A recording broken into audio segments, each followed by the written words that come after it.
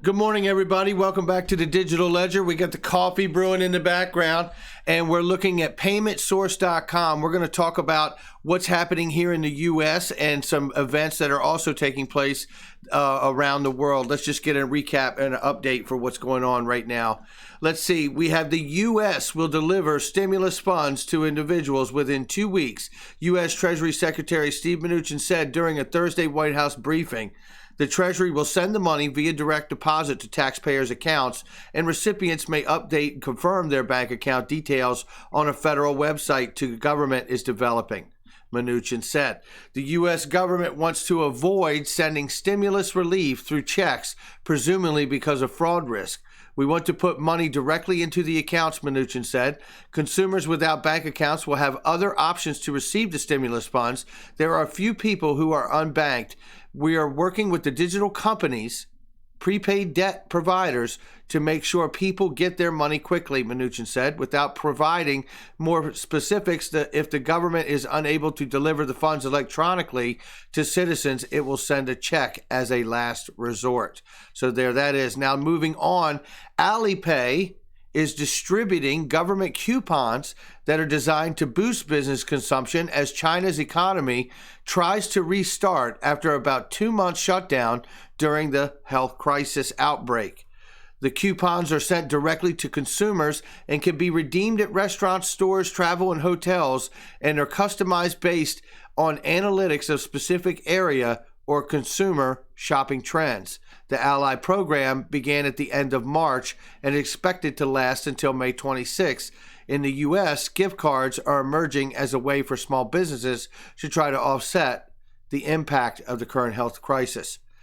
XRP Gateway, the Ripple is developing technology that would expand the ability of the XRP ledger to protect private digital payments. This is very, very interesting and exciting.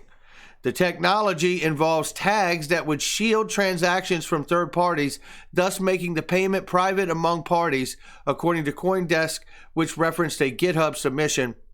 This would be an alternative to the current tagging system, which makes it easier for external parties to identify users. Okay, so now Ripple in late 2019 raised more than $200 million to expand its blockchain payments technology, which was during that fundraising round, as you all are probably aware of. Okay, that's exciting because now they're reducing the address and the tag to one address. And this is very exciting because, as you know, Main Street is not like all of us that are already in the crypto space. We are speculators, right? We are pioneers in this space. We are here early. And Main Street and Wall Street do not want the hassles and headaches and hurdles that we've had to go through, whether it was buying a coin on one platform and then getting the coin you actually wanted on another platform. And that has been changing. And now we see a reduction in the headache of address and tag. You know, everyday consumer is not going to want to learn any of this. They just simply want to go and purchase crypto when they finally make that decision to do so. And I think to add to the notion that you're going to see a reduction like this with a blind tag or a blind address, I think not too long from now, I'm expecting to see something like a PolySign launch, which they have said they plan on launching in 2020.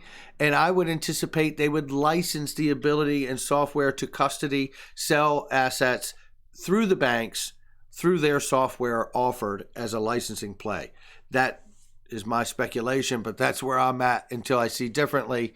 And at some point, if FinCEN has said they were going to come out very soon with new requirements for digital assets, and maybe, just maybe, we see that happen before the deadline of the FATF regulations in June.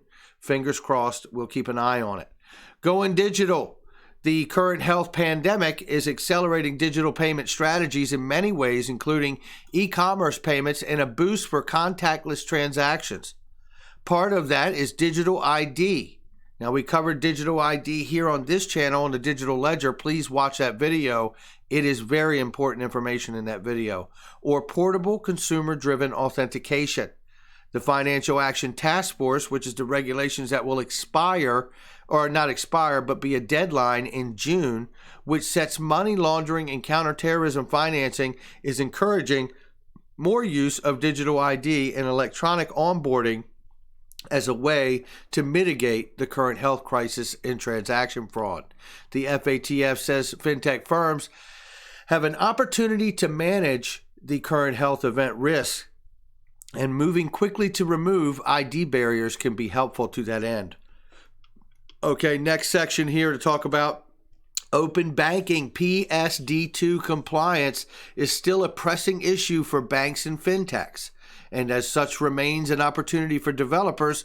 UK fintech Panovate will collaborate with open banking and authentication company Salt Edge to power digital banking and payment products within PSD2's guidelines, covering improved authentication and data sharing through application programming interfaces. Salt Edge has more than 5,200 bank integrations in 70 countries, giving it an addressable market as open banking initiatives expand outside of PSD2's European zone.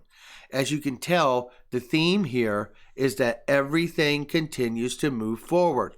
While we are working our way through collectively across this globe through a current health event that is a pandemic, you see the effort to go digital and to tokenize and to integrate blockchain and digital currencies where applicable continue to move forward. They are not stalling. And in fact, the current pandemic is actually pressing the issue and making it an even more relevant conversation on why it needs to happen. All right, guys, that's going to do it for me. It's going to be a short one today, but I just wanted to bring those updates to you to show you that not only are these things happening, but we're also seeing a continued march towards the digital world and cryptocurrencies and digital assets with the central banking system as well. It is exciting, and I hope everybody is staying safe through this tried time, and this too shall soon pass. See you on the next one.